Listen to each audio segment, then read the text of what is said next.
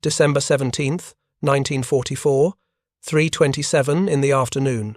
A German Panzergrenadier company commander crouched behind a stone wall near Noville, Belgium, watching an American position through field glasses.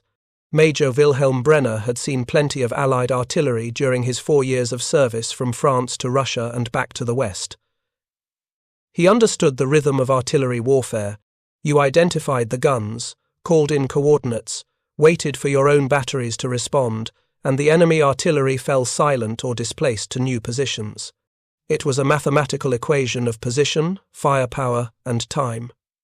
Then something happened that made no sense.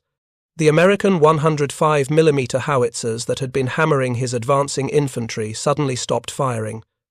Brenner smiled. Finally. His radioed counter-battery request had gotten through.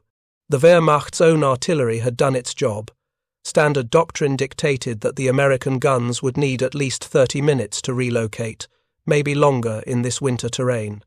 His company could advance during that window. But 7 minutes later, those same American shells started falling again, not from a new position behind the American lines.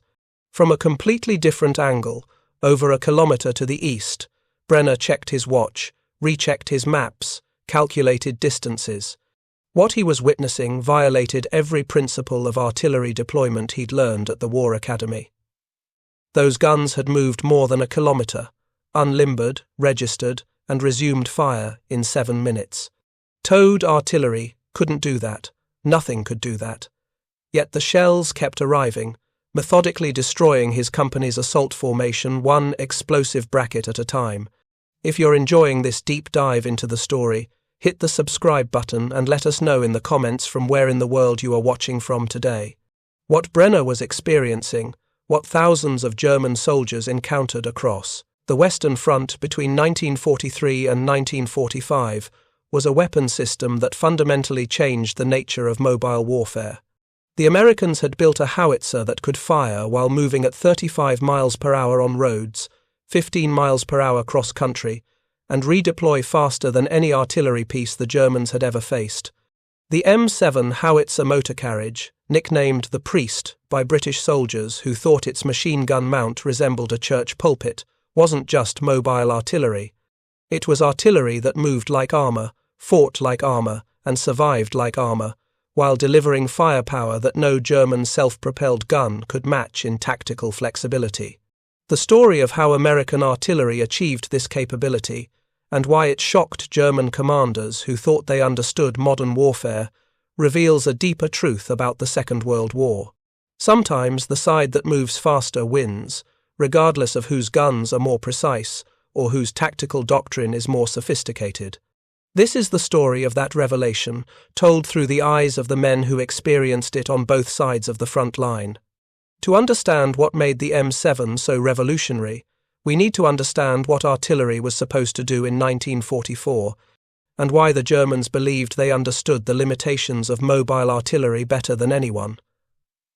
Artillery in the Second World War operated under constraints that seemed immutable. A howitzer was a heavy weapon, weighing thousands of pounds. Moving it required tractors or horses.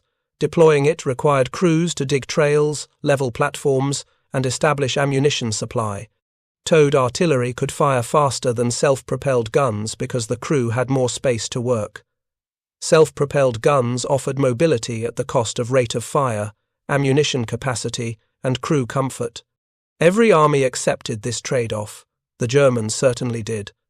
By 1943, the Wehrmacht had developed 2 primary self-propelled artillery systems. The Wespe, German for Wasp, mounted a 105mm light field howitzer on a Panzer II chassis. The Hummel, meaning bumblebee, carried a 150mm heavy field howitzer on a hybrid Panzer III/4 chassis. Both were excellent weapons by the standards of 1942.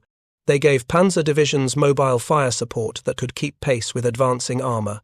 A typical panzer division artillery regiment in 1944 included 2 batteries of 6 Wespe guns each for the 105mm role, and 1 battery of 6 Hummel guns for heavier fire support. These vehicles solved Germany's mobility problem. The Wespe could reach 40 km per hour on roads, approximately 25 miles per hour, comparable to the tanks it supported. The Hummel managed 42 kilometers per hour, roughly 26 miles per hour. Both could traverse rough terrain that would bog down towed artillery. German artillery doctrine emphasized these vehicles' role in providing responsive fire support to armored spearheads. They represented, in German thinking, the optimal balance between firepower and mobility. But German self-propelled artillery doctrine contained a fundamental assumption that no one questioned. Self-propelled guns operated like towed artillery that happened to have tracks. You drove them to a firing position, stopped, deployed stabilizers if the vehicle had them, established ammunition supply, and commenced firing. When threatened by counter-battery fire, you ceased fire, displaced to a new position, and repeated the process. The tracks gave you mobility between firing positions. They didn't fundamentally change how you fought. This assumption made perfect sense. The Westbay carried only 32 rounds of ammunition. The Hummel carried 18. Both needed constant resupply from ammunition carriers, basically the same chassis with the gun removed, and extra ammunition racks installed. Neither vehicle could sustain fire while moving because the recoil would damage the chassis and throw off aim. The open-topped fighting compartments made the crews vulnerable, so you chose positions with overhead cover when possible. You accepted these limitations because tracks were better than horses, and mobile artillery was better than artillery that couldn't move at all. American artillery officers looked at the same problem and reached different conclusions. The development of the M7 began in June 1941, 6 months before the United States officially entered the war. Major General Jacob Devers, who had just become chief of the armored force, was an artilleryman with a reputation for solving problems fast. One of his immediate challenges was replacing the towed artillery currently assigned to armored divisions. Devers didn't want artillery that operated in the rear. He wanted artillery capable of providing close fire support to the leading elements of his armored formations, not artillery that followed the tanks. Artillery that advanced with the tanks, fired with the tanks, and could match tank speeds during pursuit operations. Brigadier General Edward Brooks, Devers' chief of artillery, suggested basing the new artillery on the M3 medium tank chassis. The chassis was available, the automotive components were proven, and the tracked platform could go anywhere tanks could go. In October 1941, 2 prototypes designated T-32 rolled out for testing. They mounted the standard M2A1 105mm howitzer, the same weapon used in towed configurations throughout the Army. The gun was offset to the right side of an open-topped fighting compartment. Ammunition stowage initially held 57 rounds, later increased to 69. A Browning M2 50 caliber machine gun sat in a raised mount on the front left corner for air defense and anti-personnel work. The T-32 was accepted for service as the M7 in February 1942. Production began that April at the American Locomotive Company. The British tank mission had already requested 2,500 units for delivery by the end of 1942, with another 3,000 by the end of 1943. That order was never fully completed, but it revealed something important. The British, who had been fighting the Germans since 1939, immediately recognized the M7's value. They had learned through bitter experience in North Africa that artillery which couldn't keep pace with armor was artillery that arrived too late to matter. The M7 that entered production looked deceptively conventional. It used the M3 Lee tank chassis initially, later transitioning to commonality with the M4 Sherman. It weighed approximately 25 tons. The Continental R975 radial gasoline engine generated 400 horsepower. Later variants used the Ford GAA engine producing 450 horsepower. Top speed on roads reached 26 miles per hour in most conditions, though crews reported pushing it to 35 miles per hour on good surfaces during pursuits. Cross-country speed ranged from 15 to 18 miles per hour, far faster than towed artillery could manage even with tracked prime movers. Operational range was 120 miles, roughly 190 kilometers, adequate for a day's operations without refueling. The armor protection was modest. Frontal lower armor ranged from 2 to 4.5 inches thick. Upper armor was 1/2 inch. Side armor was 1.5 inches on the lower sections, 1/2 inch on the upper. Rear armor was 1 inch lower, 1/2 inch upper. This protected the crew against small arms fire and artillery fragments, but nothing more. The open top made the crew vulnerable to airburst artillery, mortars, and grenades. Nobody pretended the M7 was a tank. It was an artillery piece that happened to move on tracks. What made the M7 different wasn't its armor, or even its mobility in the conventional sense. What made it revolutionary was what American doctrine allowed it to do with that mobility. And what German commanders never anticipated was how American crews would exploit those capabilities in combat. The first M7s arrived in North Africa in mid-1942. 90 vehicles were shipped to the British 8th Army, which employed them during the Second Battle of El Alamein that October. British after-action reports described the M7 as a great success. The mobility allowed artillery batteries to advance with armoured formations during the breakout from El Alamein, maintaining fire support throughout the pursuit across Libya. British crews reported one particular advantage that surprised them. The M7 could arrive at a firing position, begin shooting in under 2 minutes, fire for 4 or 5 minutes, then displace before German counter-battery fire could respond. Towed 25-pounder guns needed 15 to 20 minutes to unlimber and prepare for action. The time difference meant the M7 could engage fleeting targets that towed artillery would never reach. American forces began using the M7 in November 1942 during Operation Torch, the Allied invasion of North Africa. Each armoured division received 3 battalions of M7 howitzers, 18 guns per battalion, 54 self-propelled howitzers per division. This was an extraordinary concentration of mobile firepower. By comparison, a German Panzer division in 1943 might have 12 Wespe guns and 6 Hummel guns, total mobile artillery strength of 18 self-propelled weapons. American armoured divisions had 3 times that number, all in the highly flexible 105mm caliber. The tactical employment doctrine evolved rapidly through combat experience. Fort Sill, the Army's artillery school in Oklahoma, had established the basic framework in Field Manual 17-60, published in August 1942. Armoured division artillery would provide close fire support to tanks and infantry. Firing batteries would be routinely assigned to the division's leading elements, what American doctrine called point guards. The artillery would fire preparations before attacks, then follow through with the attack and provide close support as needed. But the manual couldn't anticipate everything that combat would reveal. By early 1943, American M7 crews in Tunisia were discovering tactical possibilities that no artillery doctrine had ever described. The M7 could fire while stationary, obviously. Rate of fire was 4 rounds per minute, matching towed artillery.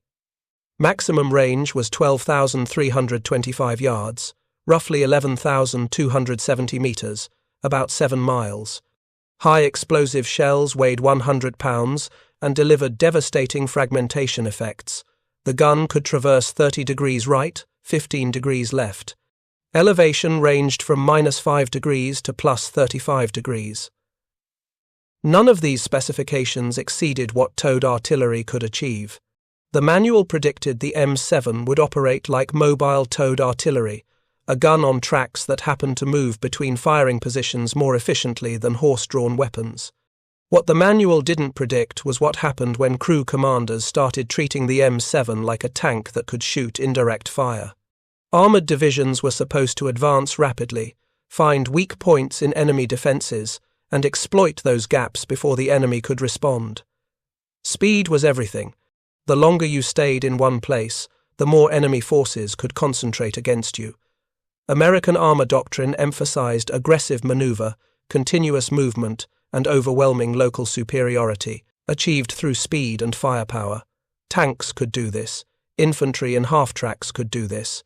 But artillery? Artillery was supposed to stop, shoot, and wait for new targets. Except the M7 didn't have to stop. not completely. Not like towed artillery. The first American crews to experiment with shoot-and-scoot tactics in Tunisia discovered something remarkable. The M7 could roll into a firing position, crew already preparing rounds, and begin shooting less than 2 minutes after stopping. Fire 4 to 6 rounds, maybe 8 if you were good, then immediately reverse course and drive to an alternate position you'd already scouted. Total exposure time from stop to departure was under 4 minutes. German counter-battery doctrine assumed 10 to 15 minutes to detect, calculate, and deliver return fire.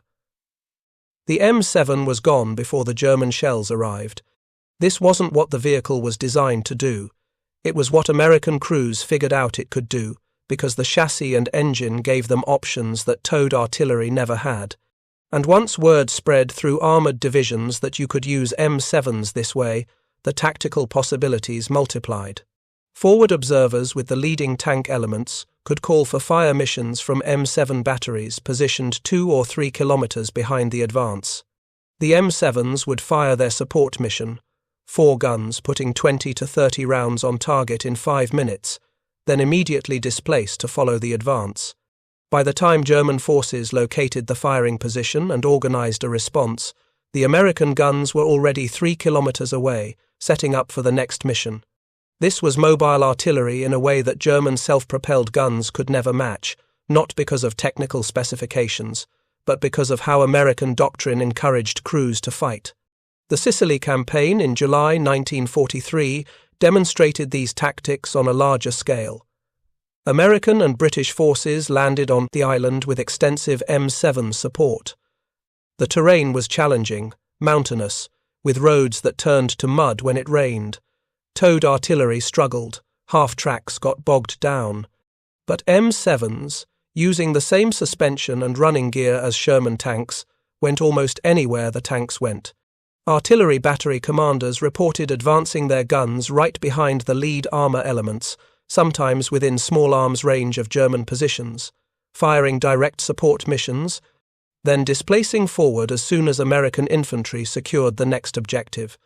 German forces in Sicily faced an artillery system that operated by rules they didn't recognize.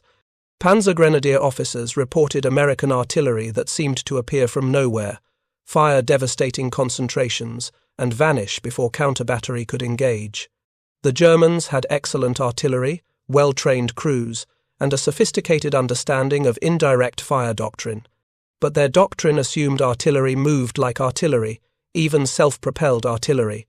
The M7 moved like armour and fought with artillery's reach.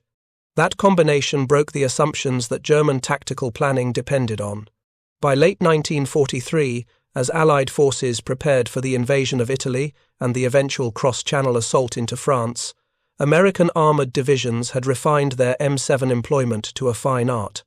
Standard procedure called for 1 M7 battalion to support each combat command within an armoured division. The 18 self-propelled Howitzers could mass fire on a single target or split into platoons supporting different axes of advance. Fire direction centres could shift fires from one sector to another in minutes, something towed artillery took hours to accomplish because you had to physically relocate the guns. But the tactical flexibility went further.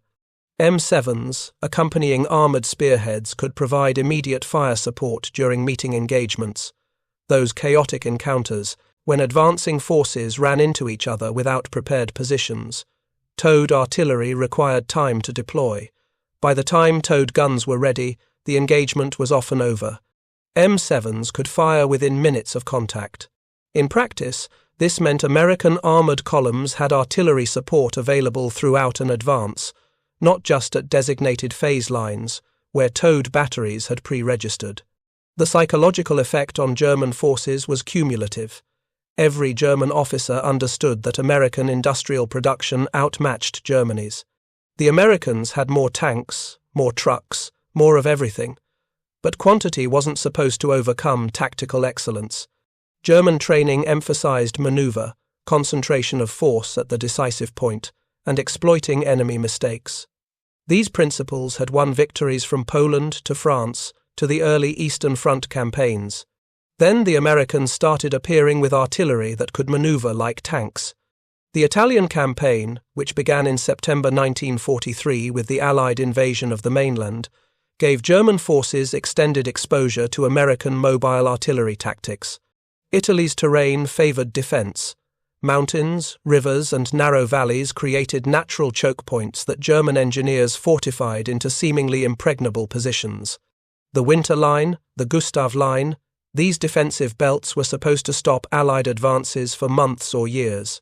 German commanders were confident their defensive works and tactical skill would offset American material superiority.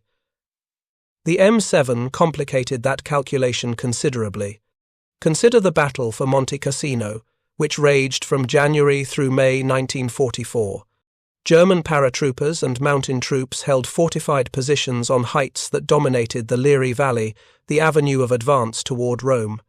Attacking those positions required suppressing German artillery, destroying defensive works, and supporting infantry assaults across exposed ground. Towed Allied artillery could pound German positions from prepared firing sites behind the front lines. But the Germans had their own artillery, well registered on every approach, and they could deliver devastating fire on Allied troops trying to advance. American M7 batteries, supporting the attacks on Monte Cassino, demonstrated tactics that German defenders found baffling. The self-propelled howitzers would advance to forward positions, sometimes within 4,000 yards of German lines, and fire intensive support missions for 15 or 20 minutes. German forward observers would call for counter-battery fire. By the time German artillery responded, the M7s had displaced to alternate positions and were already firing again from a different angle. The American guns seemed to be everywhere and nowhere simultaneously. What frustrated German artillerymen was that this shouldn't have been possible. Self-propelled guns were supposed to have limited ammunition, forcing them to shoot conservatively. But M7s carried 69 rounds and operated with dedicated resupply vehicles that kept ammunition flowing. Self-propelled guns were supposed to be vulnerable to counter-battery fire because they couldn't move quickly. But M7s could displace at 15 miles per hour cross-country, faster than German Wespe or Hummel self-propelled guns, and much faster than any towed artillery. The tactics evolved throughout the Italian campaign.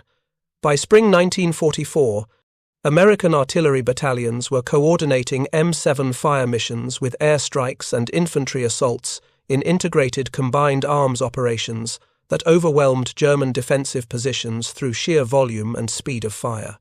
A typical fire mission might involve 6 M7s firing 80 to 100 rounds total on a single target over 4 minutes, then immediately displacing while fighter bombers struck, then returning to firing positions to support the infantry assault. Whole sequence took perhaps 15 minutes. German defenders barely had time to take cover before the next phase began. This wasn't artillery, as the Germans understood it. This was mobile firepower operating at armour speeds, with artillery's reach and infantry's timing. And the Germans were fighting it with self-propelled guns, designed for a different kind of war. The Wespe and Hummel were good vehicles. German crews liked them.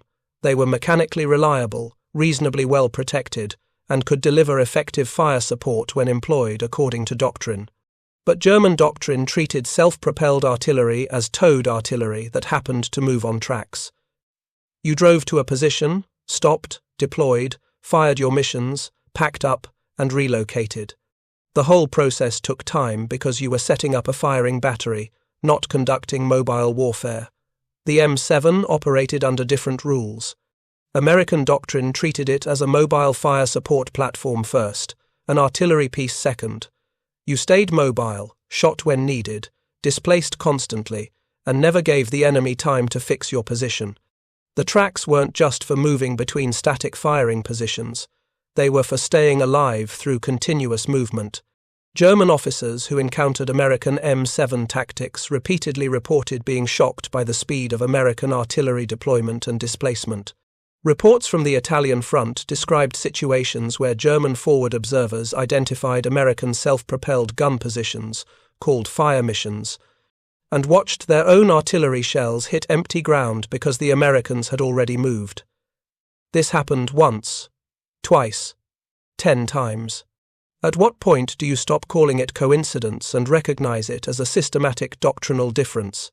By May 1944, as Allied forces finally broke through the Gustav Line and began the drive toward Rome, German intelligence officers were beginning to understand what they faced. American self-propelled artillery wasn't just mobile. It was designed and employed specifically to exploit mobility as a survival mechanism and a tactical advantage. The speed wasn't incidental to the M7's design, it was the entire point, and the worst part, from the German perspective, was that the Allies were about to invade France, where terrain would favour mobility even more than Italy's mountains, where American armoured divisions would have room to operate, where 3 battalions of M7s per division would multiply American firepower across dozens of divisions advancing simultaneously. The Germans had 6 months of experience fighting American mobile artillery in North Africa and Italy. That experience should have taught them what to expect. But even with that warning, what happened after D-Day exceeded anything German commanders anticipated. Because speed in artillery isn't just about how fast you move. It's about how fast you can kill, displace, and kill again before the enemy can respond. And the Americans had built an entire doctrine around going faster than anyone thought possible. The M7 Priest was about to fight its way from Normandy to Germany, and every kilometre would teach German forces a lesson about what happens when artillery stops waiting for the battle to come to it, and instead chases the battle at 35 miles per hour down a French road. June 6, 1944. D-Day. The largest amphibious invasion in history deposited over 150,000 Allied troops onto 5 Normandy beaches. Among the vehicles rolling off landing craft that morning were M7 Priests, self-propelled howitzers that British and Canadian artillery regiments had specifically requested for the assault phase. The British 3rd and 50th Divisions, along with the Canadian 3rd Division, equipped their field regiments with M7s, specifically because the invasion required artillery that could move across contested beaches, through destroyed coastal villages, and into the Bocage countryside while maintaining fire support for advancing infantry. German defenders expected towed artillery that needed time to deploy, time to register targets, time to establish ammunition supply lines. What they encountered was something different. Within hours of the landings, M7 batteries were firing from positions barely a kilometre inland, supporting infantry assaults on fortified positions that dominated the beaches. The self-propelled howitzers could advance right behind the leading infantry elements, providing immediate fire support whenever German strongpoints delayed the advance. Towed artillery was still unloading from ships when M7s were already registered on German positions 3 kilometres from the coast. The Bocage country of Normandy, that nightmare landscape of ancient hedgerows and sunken lanes, was supposed to favour defenders. Every field was bordered by earthen banks topped with thick vegetation, some walls 4 feet thick and 10 feet tall. Tanks exposed their vulnerable belly armour trying to climb over these barriers. Infantry advancing through gaps in hedgerows walked into killing zones covered by German machine guns. Artillery observers couldn't see targets beyond the nearest hedgerow. The terrain absorbed mobility, channeled movement, and turned every field into a separate battlefield. The M7 operated in this environment better than German commanders anticipated. The suspension and ground pressure allowed M7s to traverse muddy fields that bogged down wheeled vehicles. The open-topped fighting compartment gave the crew visibility in terrain where observation was everything. The ability to fire, displace, and fire again from a new position meant M7 batteries could support attacks without exposing themselves to the counter-battery fire that devastated towed artillery in static positions. But the Bocage was still a nightmare. American progress measured in rifle yards per day through June and into July 1944. The 8th Corps suffered over 10,000 casualties, advancing 12,000 yards in the period from July 2nd through 14th. Every hedgerow was a German strongpoint. Every sunken lane became a death trap. Artillery support helped, but artillery alone couldn't break the stalemate when infantry had to clear each field individually under fire from defenders they couldn't see until they were within grenade range. Operation Cobra, launched July 25, 1944, was designed to break the deadlock through overwhelming force, concentrated on a narrow front. General Omar Bradley's First Army gathered 6 divisions on an 8-kilometre corridor west of Saint-Lô. The plan called for massive aerial bombardment to shatter German defences, followed by infantry assault to create a breach, then exploitation by 2 armoured divisions.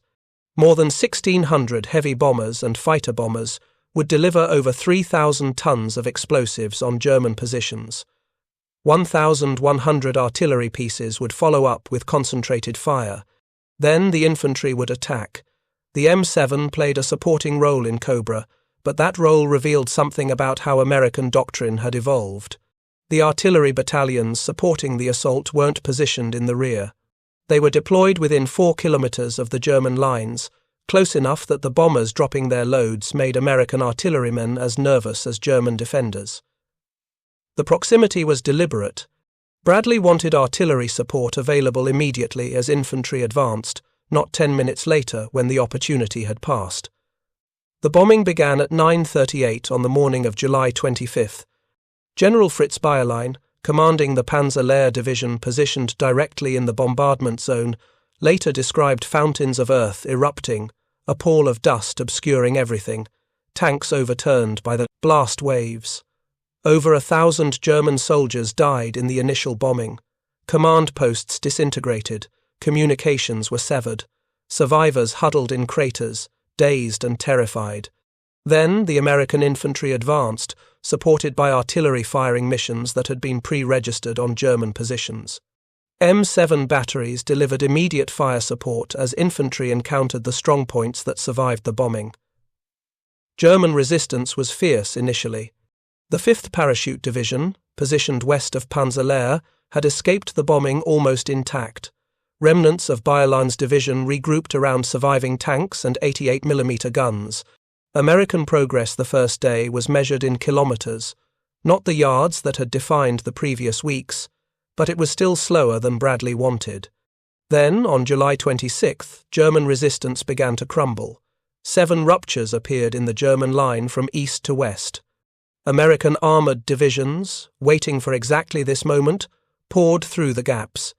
The 2nd Armoured Division, 3rd Armoured Division, and later the 4th Armoured Division began a pursuit operation that transformed the nature of the Normandy campaign. And here, the M7's mobility advantages became decisive. American armoured columns consisted of tank battalions, armoured infantry in half-tracks, and M7 artillery battalions, all moving at similar speeds. A typical armoured division in pursuit mode could sustain 15 to 20 miles per hour cross-country, faster on roads. The M7 could match this pace. Towed artillery could not. German self-propelled artillery, the Wespe and Hummel, could theoretically match American speeds, but German doctrine didn't emphasize pursuit operations the way American doctrine did. American armoured divisions were designed for exactly this kind of warfare: fast exploitation of breakthroughs, deep penetration into enemy rear areas, and overwhelming local resistance through speed and firepower before the enemy could establish new defensive lines. The 78th Armoured Artillery Battalion, supporting the 2nd Armoured Division's advance, demonstrated what this meant in practice. On July 28th, a German column attempting to escape encirclement near Saint-Denis-le-Gast ran directly into American positions. The M7 Howitzers of the 78th, supported by M10 tank destroyers, engaged at point-blank range. The German column included tanks, half-tracks, and trucks carrying infantry. The M7s fired high-explosive shells into the column from ranges under 1,000 yards, essentially using 105mm howitzers as direct-fire weapons. 90 Germans died. 200 surrendered. The survivors scattered. This wasn't what artillery was supposed to do. Artillery provided indirect fire support from positions kilometers behind the front line, but American armoured doctrine encouraged exactly this kind of aggressive employment. If your artillery could move with your tanks, if the crews were protected by armour, if the vehicles could displace quickly when threatened, then why not use them wherever firepower was needed? The M7's mobility made aggressive tactics possible. American doctrine made them standard practice. German forces attempting to retreat from the Cobra breakthrough discovered that American artillery could pursue them. Traditional defensive doctrine assumed artillery moved slowly, requiring time to establish new firing positions. You could break contact with pursuing forces, retreat 10 kilometers, establish new positions, and have time to prepare before enemy artillery caught up. But American M7 batteries displaced continuously during pursuit operations. They would fire support missions for the lead armor elements, displace forward as soon as those elements advanced, establish new firing positions closer to the action, and resume firing. The cycle repeated constantly.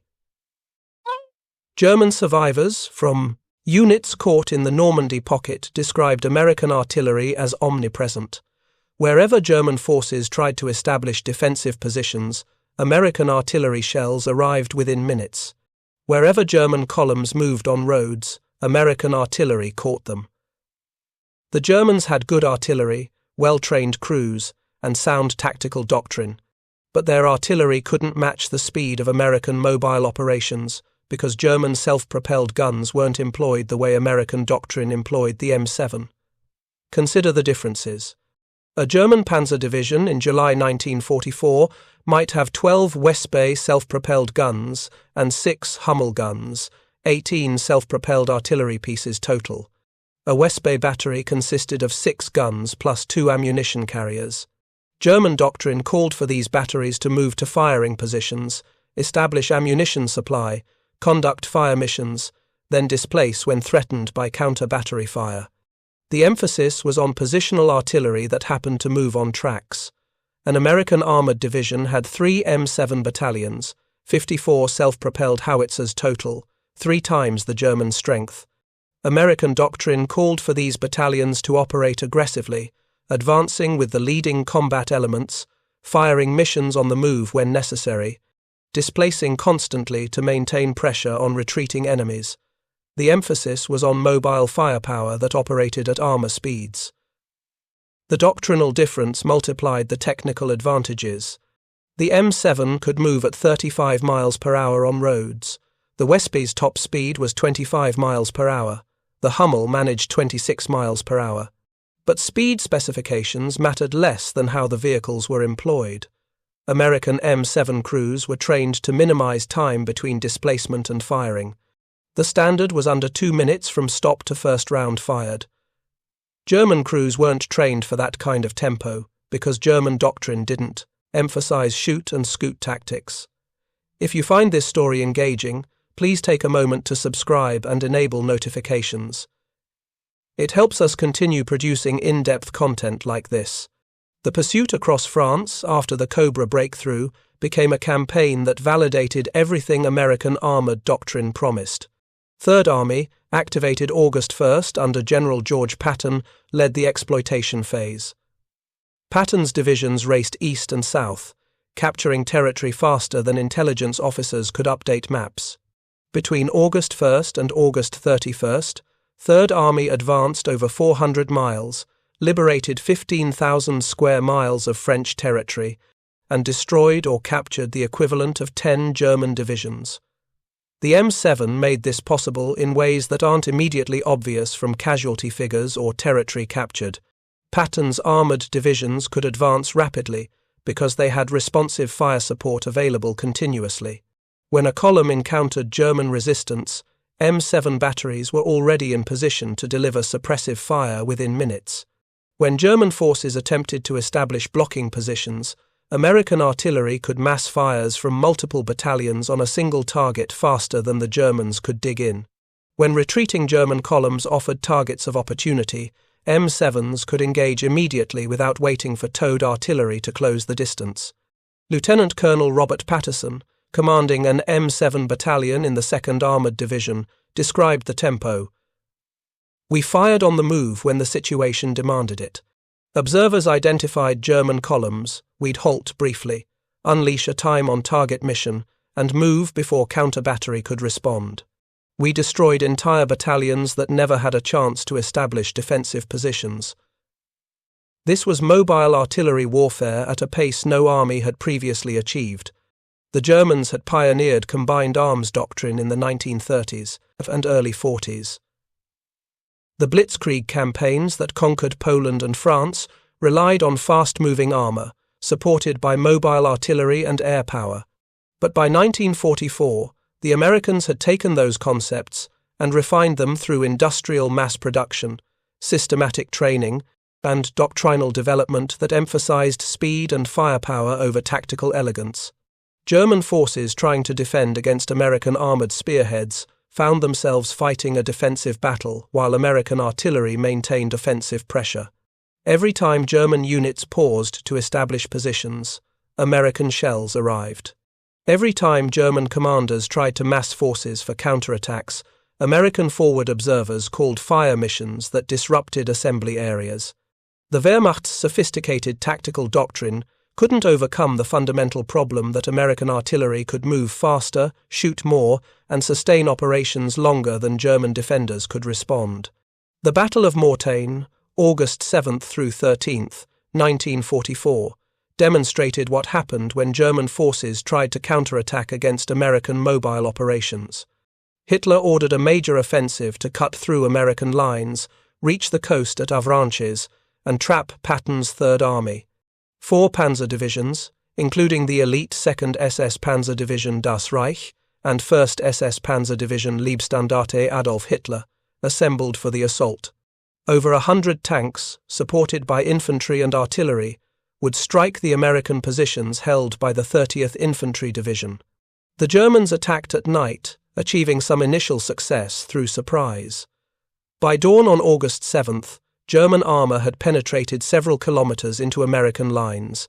Then American artillery, including M7 battalions from multiple divisions, began delivering massed fires on German positions. Over 300 artillery pieces concentrated fire on the German salient. Fighter bombers joined. The attack once visibility improved. The M7s, operating from positions that displaced constantly to avoid counter-battery fire, delivered continuous fire support throughout the battle. The 2nd Armoured Division, rushing north to counterattack the German penetration, brought its M7 battalions into action immediately upon arrival. The self-propelled Howitzers could deploy and commence firing within minutes of reaching the battle area, something towed artillery couldn't have achieved.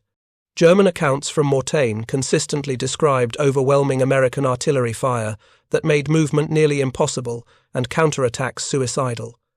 The offensive collapsed by August 13th. German forces lost over 100 tanks and suffered thousands of casualties. American artillery, particularly the mobile M7 battalions that could shift fires rapidly and maintain continuous pressure, played a decisive role in stopping the attack.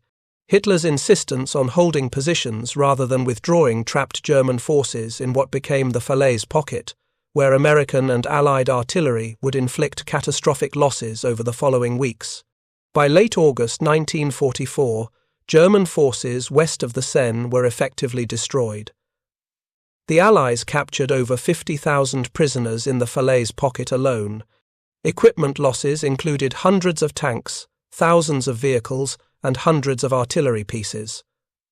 The Normandy campaign ended with German forces retreating east across the Seine, leaving France to the Allies. The M7 had participated in every phase of the campaign. From the initial D-Day landings through the Bocage fighting, the Cobra breakthrough, the pursuit across France, and the destruction of German forces at Falaise, M7 battalions provided mobile artillery support that gave American armoured divisions a decisive advantage. German commanders who survived the campaign consistently identified American artillery mobility as a factor they had failed to anticipate. The Germans expected superior Allied firepower. They knew the Allies had more guns, more ammunition, more of everything. But they didn't fully grasp how American mobility would multiply that firepower advantage. The campaign moved east toward Germany. As Allied forces approached the German frontier in autumn 1944, German resistance stiffened. Fighting in the Hürtgen forest and around Aachen demonstrated that German forces could still mount effective defences when terrain favoured them. But the fundamental dynamic established in Normandy continued. American artillery, particularly mobile M7 battalions, could mass fires faster, shift targets more rapidly, and maintain pressure more consistently than German artillery could respond. Then came December 1944. The Battle of the Bulge, Germany's final major offensive on the Western Front, launched December 16th in the Ardennes. Hitler committed his last reserves, including several panzer divisions rebuilt after the Normandy disaster, to a desperate offensive aimed at splitting Allied forces and capturing the port of Antwerp. The plan required speed, surprise, and aggressive exploitation of initial breakthroughs. The Germans achieved tactical surprise. American forces in the Ardennes were thinly spread. Many units were resting and refitting after months of combat. The initial German assault penetrated deep into American lines, creating the bulge that gave the battle its name. But strategic surprise was impossible. The Allies had broken German codes. Allied air power, once weather cleared, could devastate German columns. And American artillery, including 3 M7 battalions per armoured division, could respond to threats faster than German planners anticipated. Each American armoured division in the Ardennes had 3 battalions of M7s, giving them unparalleled mobile artillery support. When German armoured spearheads penetrated American lines, M7 batteries could displace rapidly to avoid being overrun, establish new firing positions, and resume fire support operations within minutes. Towed artillery units caught by German advances often lost their guns. M7 battalions simply moved. The defence of Bastogne, December 20th through 26th, demonstrated M7 capabilities under extreme conditions. The 101st Airborne Division, encircled by German forces, held the critical road junction at Bastogne despite being outnumbered and outgunned. Artillery support was crucial to the defence. M7 battalions attached to units relieving Bastogne could advance rapidly through contested territory, deploy upon arrival, and immediately begin fire missions supporting the defenders. The mobile artillery contributed to breaking the German siege and maintaining American control of Bastogne until Patton's Third Army relieved the garrison.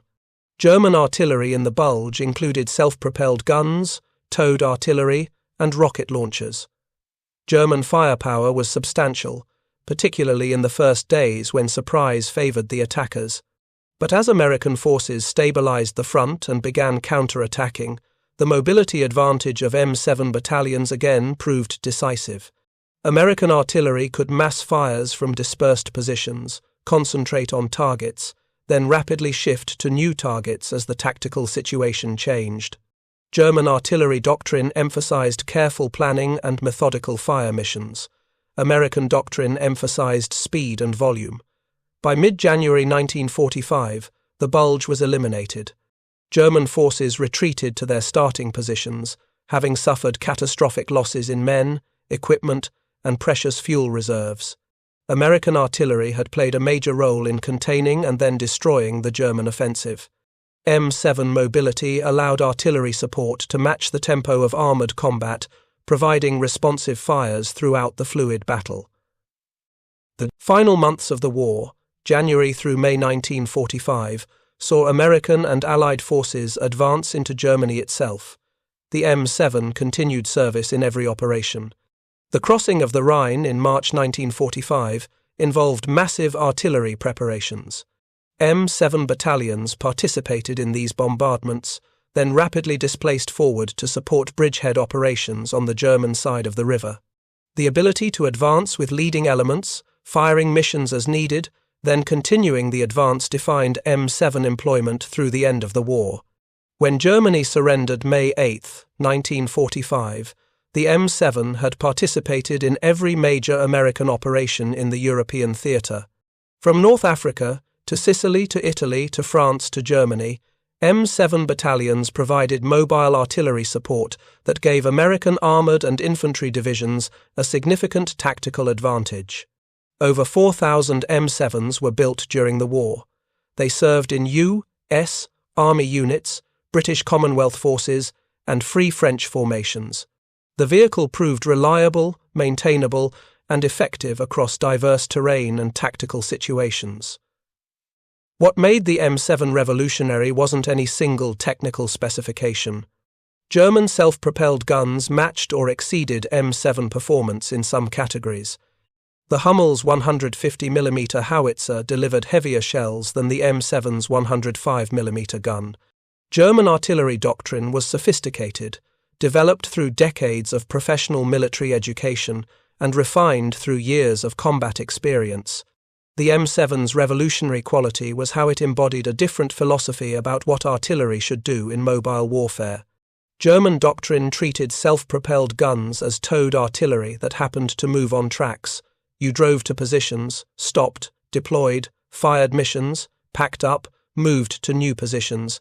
The tracks gave you mobility between firing positions, but didn't fundamentally change how you fought. American doctrine treated the M7 as mobile firepower that operated at armor speeds. You advanced with lead elements, fired when needed, displaced constantly, and maintained continuous pressure on the enemy. The tracks weren't just for moving between static positions. They were for staying mobile throughout operations, exploiting speed as a survival mechanism and a tactical advantage. This doctrinal difference multiplied the technical capabilities. An M7 could fire 4 rounds per minute, matching towed artillery. But an M7 could arrive at a firing position, commence firing in under 2 minutes, deliver 20 rounds in 5 minutes, then displace before counter-battery fire arrived. Towed artillery needed 15 to 20 minutes to unlimber and prepare for action. That time difference, repeated thousands of times across hundreds of operations, accumulated into a massive tactical advantage. German commanders who encountered American mobile artillery tactics struggled to develop effective countermeasures. You could attempt to locate M7 positions and call counter-battery fire, but the American guns displaced before your shells arrived. You could try to attack American artillery with armor or infantry, but M7 battalions operated under protection of American tanks and infantry who could respond to threats faster than German forces could exploit opportunities. You could attempt to destroy M7 positions with air power, but American air superiority made German air attacks suicidal by late 1944. The fundamental problem German forces faced was that American mobile artillery could operate at a tempo that German defensive doctrine couldn't counter. Every defensive position German forces established came under artillery fire before defenses were complete. Every counterattack German forces attempted faced artillery fire during assembly and approach. Every retreat German forces conducted was pursued by artillery that kept pace with retreating columns. This was warfare where speed mattered more than tactical sophistication. The side that could shoot faster, move faster, and sustain operations faster won battles regardless of whose doctrine was more elegant or whose crew training was more rigorous. The M7 gave American forces the ability to operate at speeds that German doctrine wasn't designed to counter. The war ended. The M7's service continued. The vehicle remained in U.S. Army service through the Korean War, where its mobility and firepower proved valuable in a different theater against a different enemy. In Korea's mountainous terrain, the M7's limited elevation, restricted to 35 degrees to maintain a low profile, became a liability. 127 M7B1s were modified to permit 65 degrees elevation, creating the M7B2 variant that could engage targets in mountain warfare more effectively. After Korea, many M7s were exported to NATO allies and other nations. West Germany, ironically, equipped its new Bundeswehr with 127 M7 Priests as its first self-propelled artillery vehicles when the force was established in 1956. The same German nation that had fought against M7s throughout the Western European campaign adopted the weapon system for its own forces. The Bundeswehr used M7s until the early 1960s, when they were replaced by more modern systems. But the lesson was clear. German military planners, given the choice of what self-propelled artillery to field, chose American weapons and American doctrine over any attempt to resurrect Wehrmacht artillery systems. Israel acquired M7s in the 1960s and employed them through multiple conflicts, including the Six-Day War, the War of Attrition, and the Yom Kippur War. The vehicle, by then over 20 years old, continued providing effective fire support in desert warfare, where mobility and reliability mattered more than cutting-edge technology. The M7's ultimate legacy isn't measured in years of service or numbers produced. It's measured in how the weapon system changed artillery doctrine worldwide. NATO standardization agreements in the 1950s explicitly adopted rapid sustained fire and shoot and scoot mobility as core requirements for all member nation artillery. The benchmark wasn't based on German or British or Soviet artillery practice.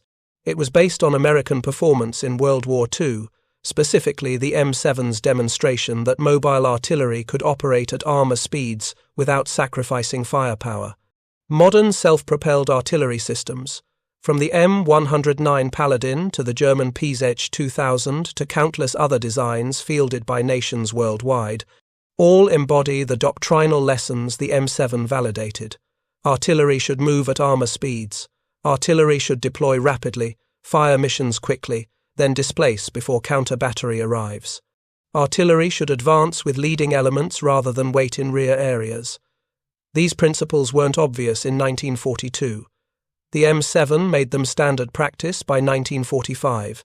That German test officer we met at the beginning, Major Wilhelm Brenner, crouched behind a stone wall near Noville in December 1944, watching American howitzers displace faster than any artillery he'd encountered in 4 years of war.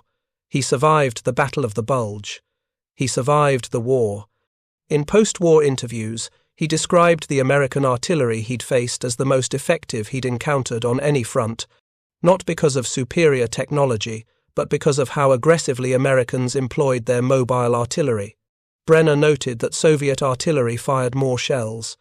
British artillery was more accurate with careful registration, but American artillery moved faster and maintained pressure more consistently than any other force he'd fought. The mobility wasn't just about kilometers per hour specifications, it was about tactical tempo, operational flexibility, and doctrinal emphasis on speed over precision. The Americans had built an artillery system designed to move like armor, and they'd developed doctrine that exploited that mobility ruthlessly. The Germans never expected America's 105mm howitzers to fire while racing at 35 miles per hour because German doctrine didn't conceive of artillery operating that way. Artillery moved between positions. Artillery established firing sites. Artillery conducted methodical fire missions based on careful observation and precise calculation. The idea that artillery could operate more like cavalry, advancing constantly, shooting when opportunities arose, displacing before the enemy responded, violated assumptions about how artillery worked. But assumptions don't win wars. The side that adapts fastest to battlefield realities wins. The Americans recognized that mobile warfare required mobile artillery that could match tank speeds, provide immediate fire support, and sustain operations throughout pursuit phases. They built the M7 to meet that requirement. They developed doctrine that exploited the M7's capabilities, and they trained crews to operate at a tempo that German artillery couldn't match. The result was a weapon system that shocked German commanders, not because it was more powerful than German artillery, but because it operated by different rules. Rules that prioritized speed over precision, mobility over preparation, and continuous pressure over methodical fire missions. The M7 Priest demonstrated that sometimes the side that shoots faster wins, regardless of whose guns are bigger or whose tactics are more sophisticated. By the time German military theorists fully understood what American mobile artillery represented, the war was over. The lesson remained: in modern warfare, mobility multiplies firepower. Artillery that can move like armor, fight like armor, and survive like armor delivers tactical advantages that static artillery, no matter how powerful, cannot match. The M7 proved that thesis across 2 years of combat in the most intensive war in human history. The weapon itself was simple: a 105mm howitzer on a tank chassis, with basic armor protection and an open-topped fighting compartment. Nothing exotic, nothing revolutionary in pure technical terms. But combined with doctrine that emphasized aggressive mobile employment and training that taught crews to exploit speed as both weapon and defense, the M7 became the most effective mobile artillery system of World War II. German forces never expected American artillery to move that fast because they'd never encountered artillery doctrine designed around sustained high-speed operations. By the time they understood what they faced, American M7 battalions were racing across France at speeds that made defensive planning obsolete. Every defensive position was under fire before it was complete. Every counterattack faced artillery support that arrived faster than retreat could save you. Every attempt to establish new lines encountered artillery that had already displaced forward to support the next American advance. That was the revolution the M7 represented. Not a revolution in what artillery could do, but a revolution in how fast artillery could do it. And in modern warfare, where tempo and speed often decide battles before fire superiority or tactical brilliance can matter, that revolution changed everything. Thank you for watching. For more detailed historical breakdowns, check out the other videos on your screen now, and don't forget to subscribe.